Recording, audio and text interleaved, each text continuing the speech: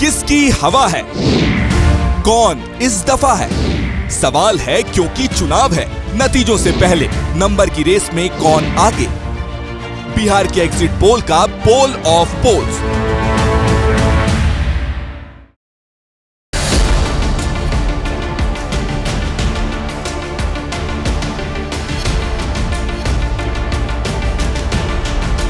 बिहार में किसकी हवा चली? बिहार में कौन बन रहा है बहुमत का बाजीगर? बिहार में अब कौन आगे है और कौन पीछे?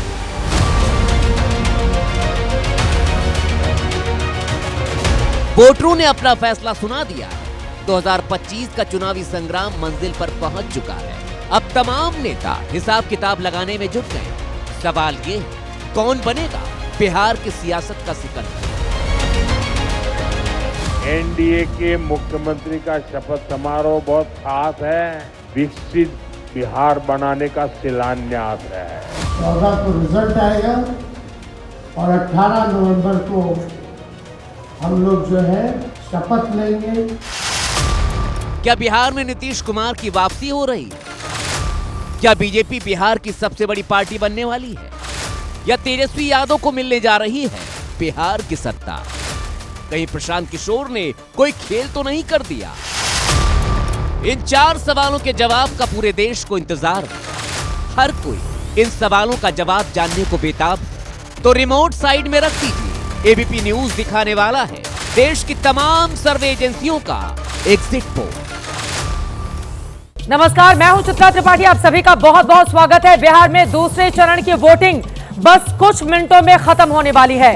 हालांकि जो लोग कतारों में लगे हुए हैं वो अपना वोट डालकर ही बाहर अब निकलेंगे। इस बार बिहार की वोटिंग देखकर पूरा का पूरा देश हैरान है, बिहार के लोग भी हैरान हैं। बम्पर मतदान ने राजनीतिक पंडितों को भी सोचने पर मजबूर कर दिया है। क्या यह बढ़ा हुआ मतदान एनडीए की दोबारा ताजपोशी का संकेत है? क्या यह बढ़ा हुआ वोट प्रतिशत सरकार के खिलाफ गुस्से का इजहार है, या फिर प्रशांत किशोर की जनसुराज ने कोई खेला कर दिया है? वोटिंग खत्म होने के बाद पूरे देश के सामने एक ही सवाल है कि बिहार में अब की बार बनेगी किसकी सरकार? क्या 25 से 30 फिर से सरकार चलाएंगे नीतीश, या बिहार की जनता ने इस बार तेजस्वी यादव की ताजपोशी करने का फैसला कर लिया है? इस सवाल का जवाब एबीपी न्यूज कुछ ही देर में आप सबके सामने रखने वाला है, जब एग्जिट पोल की शक्ल में आंकड़े आने शुरू हो जाएंगे। चुनाव के दौरान मैं लगातार बिहार में बनी रही, लोगों की नब्ज को टोटल हवा का रुख समझा, बहुमत के बाजीगर की तलाश की और एक एक सीट से आपको रिपोर्ट भी दिखाई। और अब एबीपी न्यूज पर आपको दिखाने जा रही हूं कि जनता ने पोलिंग बूथ पर पहुंचकर किसे अपना खेवनहार चुना है। जाहिर सी बात है, एग्जिट पोल के आंकड़ों को देखने के बाद किसी के चेहरे पर मुस्कान आ जाएगी तो कोई चिंता में डूब जाएगा। तो चलिए बिना देर किए, बिना इंतजार किए शुरू करते हैं बिहार का एग्जिट पोल। और सबसे पहले अपने मेहमानों का परिचय आपसे करवा देते हैं। स्टूडियो में जो बेहद खास मेहमान हमारे साथ जुड़े हुए हैं, आपको बताते चले कि बिहार की राजनीति के बारे में एक एक जानकारी इनके जरिए हमने आप तक पहुंचाई। हमारे साथ राजनीतिक विश्लेषक गीता भट्ट जी स्टूडियो में जुड़ चुकी हैं। वरिष्ठ पत्रकार आरती टिक्कू जी स्टूडियो में हमारे साथ मौजूद हैं। आपने राकेश शुक्ला जी को लगातार सुना है एबीपी न्यूज पर, वरिष्ठ पत्रकार आप भी आ चुके हैं स्टूडियो में। मनोज कुमार जी आप फाउंडर हैं मैट्राइज के, वो भी हमारे साथ मौजूद हैं। अक्षत गोयल जी ध्रुव रिसर्च के हमारे साथ जुड़ चुके हैं। हमारे साथ विभेश त्रिवेदी जी वरिष्ठ पत्रकार हैं। खासतौर से उत्तर बिहार के बारे में आपसे हम विस्तार में जानकारी लेंगे और ये जानेंगे कि अब की बार फिर से नीतीश कुमार या फिर किसी और के हाथ में बाजी लगने जा रही है। इसी के साथ ही साथ दिव्यांग वरिष्ठ पत्रकार भी आ चुके हैं स्टूडियो में। आदेश रावल भी मुझे दिखाई दे रहे हैं, वो भी जल्दी ही एंट्री लेने वाले हैं, कंसल्टिंग एडिटर पॉलिटिक्स के। इनके अलावा एग्जिट पोल के इस महा कवरेज में हमारे साथ जो राजनीतिक मेहमान होंगे उनका भी परिचय जल्दी से आपसे करवा देती हूँ। बीजेपी के प्रवक्ता के शर्मा जी हमारे साथ जुड़ेंगे। आरजेडी के प्रवक्ता सुबोध मेहता हमारे साथ होंगे। जेडीयू के प्रवक्ता नीरज कुमार होंगे। एलजेपीआर के धीरेन्द्र मुन्ना, देव ज्योति प्रवक्ता वीआईपी के भी हमारे साथ जुड़ेंगे। इन सबसे चर्चा की शुरुआत करने के पहले आपको जल्दी से बता देते हैं वोट प्रतिशत अब तक का क्या सामने आया है, जिसके जरिए आप समझेंगे कि महा एग्जिट पोल के आंकड़े सामने रखने के पहले ये जो आंकड़े हैं अब तक के वोटिंग प्रतिशत जो निकलकर सामने आ रहे हैं, आखिर वो क्या बता रहे हैं। तो बिना देर के देखिए, बिहार में शाम के 5 बजे तक, यानी कि अब से तकरीबन 1 घंटे पहले तक 67% मतदान हो चुका है और ये अपने आप में एक बड़ा रिकॉर्ड बनाता हुआ दिखाई दे रहा है। यानी कि मतदान को जब क्लोज किया जाएगा, जब आखिरी वोटर अपना वोट डाल चुका होगा, तो आप जरा सोचिए ये आंकड़ा कितना बड़ा हो जाएगा। शाम 5 बजे तक का आंकड़ा है 67% मतदान की अब तक की खबर सामने आई है, यानी कि मान के चलिए आराम से तकरीबन 72% के आगे यह आंकड़ा जा चुका होगा। और अगर बम्पर मतदान दूसरे चरण की 122 सीटों पर भी हो रहा है तो उसके मतलब मायने क्या समझे जाएं। यहां पर आपको दिखा रहे हैं वोटिंग प्रतिशत में दूसरे फेज में जब 122 सीटों पर मतदान चल रहा था, सुबह 9 बजे तक तकरीबन 14.5%, 11 बजे तक 31.38%, 1 बजे तक दोपहर का जब वक्त था 47.62%, 3 बजे तक 60.40% और 5 बजे तक यह आंकड़ा बढ़ गया था। हालांकि 3 बजे के बाद आप देखेंगे तो थोड़ी सी सुस्ती यहां पर जरूर देखी गई, लेकिन शाम 5 बजे तक 67.14% लोगों ने मतदान में हिस्सा लिया है। माना जा रहा है कि जब फाइनल आंकड़ा हमारे सामने होगा तो ये 70% को क्रॉस कर सकता है। अब ये बढ़ा हुआ वोट प्रतिशत क्या इशारे कर रहा है, अब की बार किसकी बनेगी सरकार, ये सवाल इस वक्त बना हुआ है। और इसके अलावा अब जल्दी से आपको दिखा देते हैं किस जिले में कितनी वोटिंग हुई है दूसरे फेज में। किशनगंज में अगर आप देखेंगे तो किशनगंज में 2020 में 62.55% वोटिंग हुई थी और इस बार छप्पर फाड़ कर यह आंकड़ा और ज्यादा बढ़ चुका है। 76.26% वोटिंग शाम 5 बजे तक हो चुकी है। किशनगंज जो कांग्रेस पार्टी का गढ़ बना हुआ है बहुत लंबे समय तक, सीमांचल का ये सबसे महत्वपूर्ण इलाका, अब तक 13.71% का बड़ा बदलाव यानी कि बहुत बड़ा जंप ले चुका है। पूर्णिया में आप देखेंगे पप्पू यादव यहां से सांसद हैं, पूर्णिया के इलाके की बात करें तो 61.69% 2020 में और यह आंकड़ा 73.79%, 12% से ज्यादा का जंप ले चुका है। कटिहार के इलाके की बात करें, यहां पर देखिए 63.83% उस समय था, 75.23%, यानी कि सीमांचल के जितने भी इलाके हैं वहां पर बम्पर वोटिंग इस बार देखने को मिल रही है। बांका की बात करें, आपको बताते चले बांका में जेडीयू के सांसद हैं और इस वक्त बड़ी खबर आ रही है 6 बज गए हैं और वोटिंग खत्म हो चुकी है बिहार की। फाइनल आंकड़ा क्या होगा ये देखना बेहद दिलचस्प रहेगा। बिहार में दूसरे दौर की वोटिंग खत्म हो चली है। 2025 का बिहार चुनाव इसी के साथ संपन्न हुआ। 243 सीटों पर चुनाव संपन्न हो चुका है। आपको बताते चले पहले चरण में 121 सीटों पर विधानसभा चुनाव के लिए वोट डाले गए 6 तारीख को और 11 तारीख यानी कि आज 122 सीटों पर 20 जिलों की 122 सीटों पर मतदान फिलहाल संपन्न हो गया। और इसी के साथ 25 से 30 कौन बनेगा मुख्यमंत्री बिहार का, यह बड़ा सवाल कायम है। सभी 243 सीटों पर अब आपको बताते चले सिर्फ लाइन में लगे हुए जो लोग हैं अब सिर्फ वही वोट डाल सकते हैं। थोड़ी देर में वोटिंग का फाइनल आंकड़ा सामने आ जाएगा और माना जा रहा है कि इस बार बम्पर मतदान। ये संकेत संदेश क्या करता है, एक एक करके जल्दी जल्दी अपने मतदान जो हमारे साथ पैनलिस्ट हैं इन सभी से एक एक टिप्पणी ले लेती हूँ। गीता जी, सबसे पहले आपसे शुरुआत करते हुए, ये बढ़ा हुआ मत प्रतिशत क्या इशारा करता है?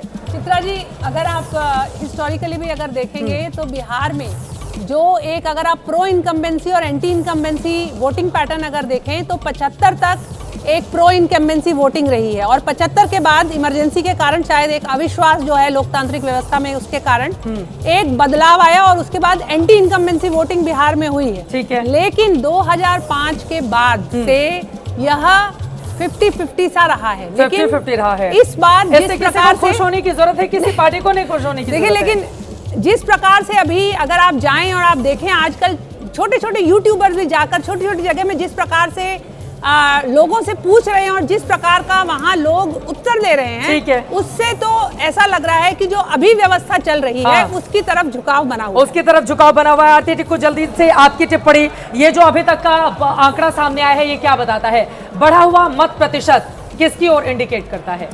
देखिए चित्रा, बहुत साफ है कि बिहार का कॉन्टेस्ट इस बार बहुत दिलचस्प भी है और टफ भी है। ये कहना कि ये एक तरफा इलेक्शन है, प्रो इनकम्बेंसी एंटी इनकम्बेंसी, मुझे नहीं लगता है कि इतना आसान इलेक्शन है। ये दिखा रहा है कि बिहार की जो जनता है हाईली पॉलिटिकली अवेयर है, वो बहुत छोटे छोटे नुआंसेस, बहुत छोटे छोटे फॉल्ट लाइंस और इस बार जो प्रचार हुआ है और अलग अलग फैक्टर्स जो अभी हम देख रहे हैं इस इलेक्शन में, उनका असर हमें इस इलेक्शन का जो वोटर टर्नआउट है उसमें दिख रहा है। हाँ। नीतीश कुमार का वो अपने आप को दिखा रहे हैं कि वो उनका आखिरी इलेक्शन है और उस का भी प्रभाव हो सकता है। ये तो मैंने 2020 में भी देखा था। 2020 में भी उनके भाषणों को अगर निकाल कर देख ले तो उस समय भी लग रहा था कि नीतीश जो भाषण दे रहे हैं उसके जरिए वो बता रहे हैं कि ये मेरा आखिरी इलेक्शन है। लेकिन राकेश शुक्ला जी, अब सीधे आपके पास आते हुए, किसके लिए खुशी, किसके लिए गम? थोड़ी देर में एग्जिट पोल के आंकड़े सामने आ जाएंगे, पता चल जाएगा, लेकिन बढ़ा हुआ मत प्रतिशत क्या संकेत करता है? देखिए, जब तक आपका एग्जिट पोल नहीं आया तब तक दोनों खुश रहने दीजिए। हाँ। लेकिन ये जो बढ़ा हुआ मतदान है, मुझे लगता है डबल एम 100% वोटिंग हुई है, मुस्लिम और महिला। अभी किशनगंज, कटिहार, पूर्णिया, यहाँ की आप वोटिंग दिखा रहे थे बहुत ज्यादा, तो बहुत 2000 सीमांचल के इलाके में जी जबरदस्त तरीके से वोटिंग। यहाँ 61% तक मुस्लिम मतदाता हैं। और जो पहले चरण का चुनाव था और दूसरे पहले चरण के चुनाव में 6.5% तक महिला वोटर ज्यादा पड़ा। बिल्कुल। तो ये माना जा सकता है दूसरे चरण के चुनाव में भी महिला मतदाता ज्यादा आया है। हाँ। अब वो जो महिला मतदाता आया है वो वहाँ की योजना के हिसाब से देखा जाए तो एनडीए के लिए फायदेमंद हो अब सकता ये है। आप बता रहे हैं राकेश शुक्ला जी, महिला वोटर ज्यादा निकलेंगे तो एनडीए को फायदा पहुंचाएंगी। तेजस्वी यादव कह रहे हैं युवा वोटर ज्यादा निकले हैं क्योंकि हमने नौकरी का वादा कर रखा है। उधर जनसुराज के मुखिया प्रशांत किशोर कह रहे हैं कि जो प्रवासी बिहारी हैं, जब वो आकर मतदान कर रहे हैं तो वो जनसुराज को वोट कर रहे हैं। बड़ा दिलचस्प है अपने आप में। अब मैं सीधे आपके पास आते हुए अक्षत गोयल जी, ये बढ़ा हुआ आंकड़ा क्या बता रहा है? देखिए, 2000 के बाद 2000 के जो लास्ट चुनाव हुए थे बिहार में, तब जो पोलिंग परसेंटेज था वो 62.5 के आसपास गया था। उसके बाद से बिहार में टर्नआउट कम हुआ 2005 में। तो हम इसको ऐसा देख सकते हैं कि जो उस टाइम क्राइम का इशू था मतलब यहाँ पर बिहार में, तो काफ़ी लोग स्टेट से बाहर चले गए, दिल्ली चले गए, बॉम्बे चले गए, जो लोग वोट नहीं डालने आए। धीरे धीरे आप 2005 से देखेंगी तो हर चुनाव में 5, 10, 15, 20 जो पोलिंग परसेंटेज है वो बढ़ा ही है। तो लास्ट चुनाव में अराउंड 56% था। और इस बार जो बढ़ने का एक कारण है वो एक एसआईआर का इम्पैक्ट भी है, जो हमने हमारे एक आर्टिकल में लिखा है कि औसतन 5 से 6% एसआईआर के थ्रू बढ़ा है। और बाकी हम इसको ऐसा देख सकते हैं कि बिहार अपने नॉर्मलिटी की तरफ आ रहा है, जो पहले बिहार में मुद्दा था या नहीं था? आप कह रहे हैं कि एसआईआर के मद्देनजर लोग जागरूक हुए, वोटिंग के लिए आए, लेकिन एसआईआर मुद्दा था या नहीं था चुनाव में? जितना भी हम लोग फील्ड में गए उसके हिसाब से तो एसआईआर बिल्कुल भी कोई इशू नहीं था, कोई ऐसा टॉपिक ऑफ डिस्कशन भी नहीं था। ठीक है। अब अगर पूछेंगे किसी से इशू है तो हाँ बोल देगा इशू है, बट खुद से कभी भी ऐसा इशू बाहर निकल के नहीं आया। ठीक है, विभेश त्रिवेदी जी, जल्दी से आपकी टिप्पणी और उसके बाद मैं दर्शकों को बताऊंगी कि एग्जिट पोल के आंकड़े जब सामने आएंगे, अलग अलग आंकड़े आपके सामने रखेंगे जिसके जरिए आपको समझ में आ जाएगा कि अब की बार किसकी बहार है। बिहार में क्या नीतीश कुमार फिर से बनेंगे मुख्यमंत्री, या तेजस्वी यादव का तेज ज्यादा दिखेगा, या फिर प्रशांत किशोर अपना खाता खोलने में या फिर अपने आप को मजबूती देने में कामयाब होंगे? विवेश जी, जल्दी से आपकी एक टिप्पणी। ये जो कतार है लंबी, ये जो भीड़ है बूथों पर, इसमें समर्थन भी है, विरोध भी है, प्रो भी है, एंटी भी है, दोनों तरह की भीड़ है। एक तरफ जो आरजेडी के वोटर हैं उनको लग रहा है कि बस अब तेजस्वी यादव मुख्यमंत्री बनने ही वाले हैं।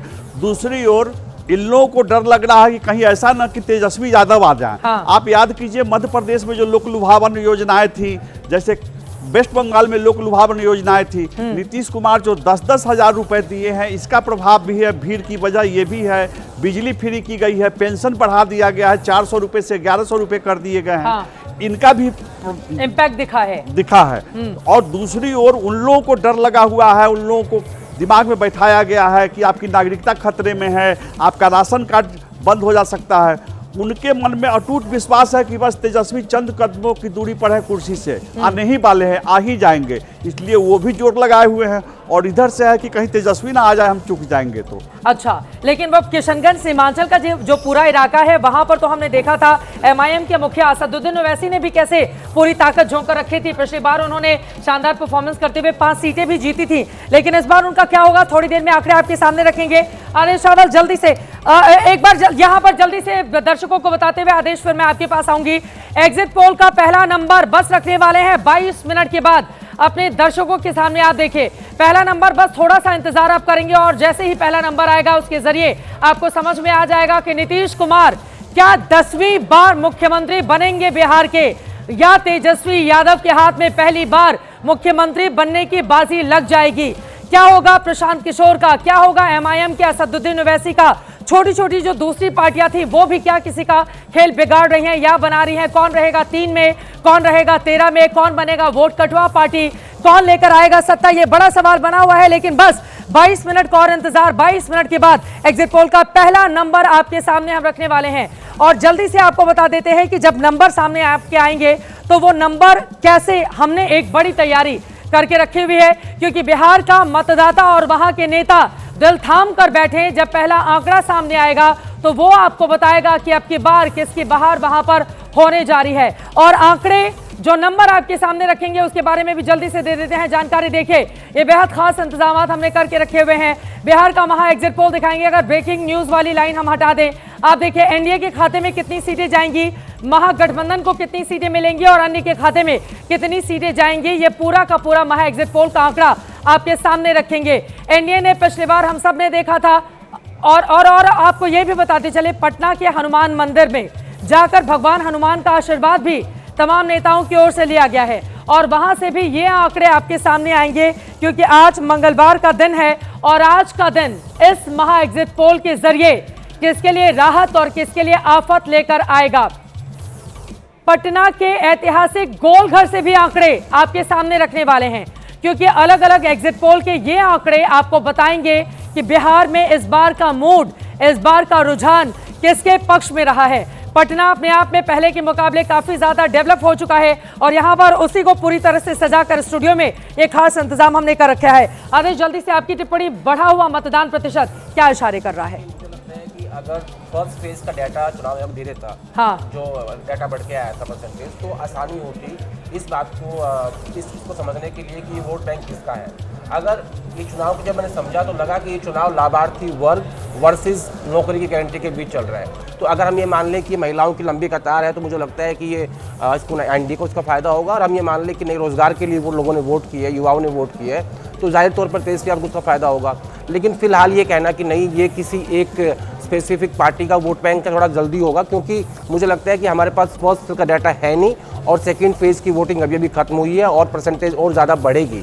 तो अभी किसी आकलन पे पहुंचना या किसी कंक्लूजन पे पहुंचना ठीक नहीं है। हाँ, थोड़ा जल्दी होगा, अभी थोड़ा जल्दबाजी हो जाएगी। और पिछली बार 2020 में हम जैसे पत्रकारों के लिए भी थोड़ा संभल कर चलने की बात होती है, क्योंकि 2020 के एग्जिट पोल के आंकड़े कुछ और बता रहे थे, रिजल्ट आते आते कुछ और हो गया था। लेकिन आपको बताते चले कि जितने लोगों ने पोल किया है, अलग अलग सर्वे एजेंसियां, उन्होंने अपनी गलतियों को दुरुस्त किया है और उसके बाद ये आंकड़े लेकर आपके सामने आए हैं। और इस बार तो बहुत वोकल होकर हम सब ने देखा कि हर एक वर्ग का मतदाता अपने बारे में, अपने पार्टी के बारे में या नेताओं के बारे में अपनी राय रखता हुआ दिखाई दे रहा था।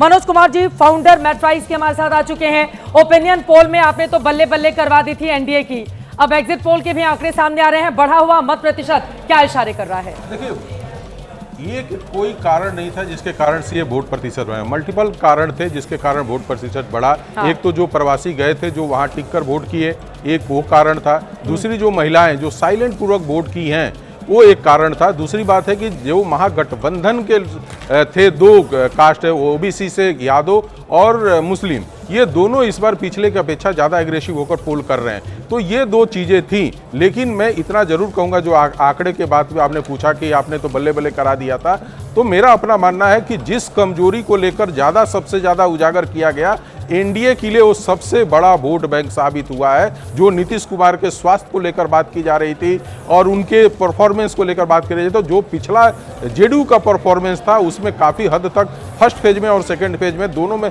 सुधार होते हुए दिख रहा था। तो अब ये देखना है एग्जिट पोल में कि बड़ा भाई कौन और छोटा भाई कौन एनडीए फोल्डर से। ये महत्वपूर्ण बात आपने कही है, देखना दिलचस्प रहेगा। ये जो अलग अलग सरकार की ओर से योजनाएं दी गई थी, उसका लाभ क्या सरकार को वापस मिल पाएगा, या फिर दूसरी तरफ तेजस्वी यादव ने 3.25 करोड़ परिवारों को सरकारी नौकरी देने का जो वादा किया, हालांकि वो पैसा कहां से लाएंगे, बार बार ये सवाल उठते रहे पूरे चुनाव के दौरान। लेकिन क्या इस योजना का इम्पैक्ट देखने को मिला है? क्योंकि सरकारी नौकरी 17 महीने में 5 लाख हमने दी, बार बार आरजेडी के नेताओं की ओर से ये बात गिनाई जाती रही। जनसुराज की ओर से बताया जाता रहा कि आखिर इतना पलायन क्यों होता है। बिहार के लोगों को ही मजदूरी करने के लिए देश के अलग अलग हिस्सों में क्यों जाना पड़ता है? मजदूर जिन्होंने वापसी की है, वोट जब डालेंगे तो फिर वो जनसुराज के बस्ते पर बटन दबाएंगे। कई ऐसे सवाल हैं, लेकिन यहाँ पर जो खास मेहमान हमारे साथ राजनीतिक मेहमान जुड़े हुए हैं, एक एक टिप्पणी उनसे भी करते हुए के शर्मा जी आपसे शुरुआत कर लेती हूँ। दिल की धड़कनें तो बढ़ी होंगी, कमल का फूल और तीर का निशान कितनी सटीक लगता है चुनाव में, के शर्मा जी? कोई धड़कने बढ़ने की आवश्यकता ही नहीं। प्रथम चरण और दूसरे चरण से दोनों से स्पष्ट हो चुका है कि एनडीए जो है पूर्ण बहुमत से ज़्यादा सीटें लेकर वहाँ सरकार बना रही है। और ये जो अभी आपके राजनीतिक विश्लेषकों की आदत या भाषा है ना, ये भी बदल जाएगी 14 तारीख को। इसमें कुछ सोचने की जरूरत नहीं है, क्योंकि सिंपल सा है कि कोई एंटी इनकम्बेंसी फैक्टर पूरे चुनाव के दौरान एनडीए सरकार के अगेंस्ट नहीं था, नंबर 1। नंबर 2, कोई मुद्दा, कोई नैरेटिव बनाने में विपक्ष सफल नहीं हो पाया पूरे चुनाव में। एक भी मुद्दा विपक्ष का नहीं चला, खुद ही घालमेल करते रहे। आप एसआईआर पे पूछ रहे थे, तो एसआईआर का मुद्दा केवल राजनीतिक दलों का मुद्दा था, जनता का नहीं। इसीलिए तो कह रहा हूँ कि आपने पूछा कि क्यों मैं कह रहा हूँ, मुझे याद आता है हाँ, तो मैं इसीलिए आपको बता रहा हूँ। के बिहार दफ्तर में लड्डू बांट दिए गए थे और फिर जब आंकड़ा सामने आया तो फिर लड्डू खाने वाले चेहरे उदास हो गए थे। तो इस चित्रा जी 2015 का, आपको 2015 का समीकरण शायद आप भूल गई हैं। आप भूल गई 2015 का समीकरण। आप याद कर लीजिए 2015 का समीकरण तो समझ आ जाएगा। हाँ। वो समीकरण अलग था, आज का समीकरण अलग है। आज एनडीए के 5 जो है, जो सहयोगी दल है, 5 साथ चुनाव लड़ रहे हैं। हाँ, मतलब 5 पांडव बन ये अंतर है। हाँ, सिंपल सा है उसमें। ठीक है, इस बार मतलब बहुत मजबूती से आप ये कह रहे हैं कि हम लोगों ने चुनाव लड़ा है, भारतीय जनता पार्टी गठबंधन ने। बड़ी खबर आपको देते चले, सिर्फ 15 मिनट के बाद एग्जिट पोल का पहला नंबर आपके सामने रखेंगे। बिहार में चुनाव खत्म हो गया है, एग्जिट पोल का इंतजार किया जा रहा है। सिर्फ 15 मिनट पे पहला आंकड़ा आपके सामने रखेंगे। आरजेडी की प्रवक्ता सुबोध मेहता भी हमारे साथ जुड़ चुके हैं। 2005 के बाद जो बड़ा सूखा पड़ा है आरजेडी के लिए, क्या वो सूखा 2025 में यानी कि 20 सालों के बाद खत्म हो जाएगा या फिर पलड़ा उधर वालों का ही ज्यादा भारी रहेगा? कौन कौन से मुद्दे हैं जिस पर इस बार वोट डाले गए हैं?